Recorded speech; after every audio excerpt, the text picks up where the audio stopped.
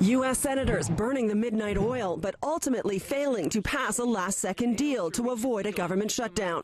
Instead, it's expected that many non-essential federal services will begin closing over the coming days. The Senate was back in action today, holding a rare emergency weekend session with the goal of reopening the government.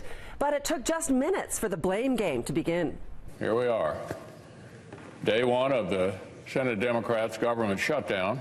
Negotiating with this White House is like negotiating with Jell-O.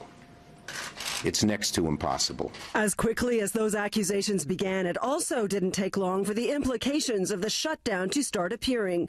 Closed signs were spotted at a national park in Georgia and outside the famous Ford's Theater in Washington.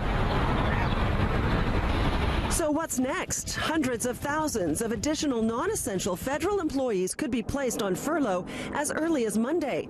Those in the military will stay on the job, but their paychecks could stop coming if the shutdown drags into February. The key sticking point in negotiations remains the fate of the 800,000 immigrants who were brought to the U.S. illegally as children. Democrats insist any funding bill must include protection for the so-called Dreamers. But the White House wants to see a clean funding bill passed before immigration issues are dealt with. We were making progress. We're anxious to resume those conversations, but we're not going to be held hostage and let our troops be held hostage over this. When they reopen the government, we will continue the discussions. I, Donald John Trump, do solemnly swear.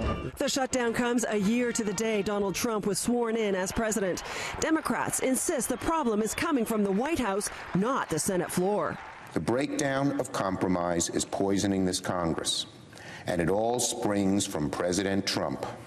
He's turned blowing up bipartisan agreements into an art form.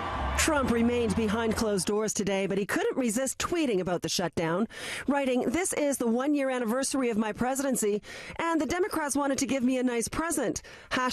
#Democrat shutdown." The last government shutdown happened under Obama's watch back in 2013. But this is the first time in modern political history that it has happened when one party controlled both Congress and the White House.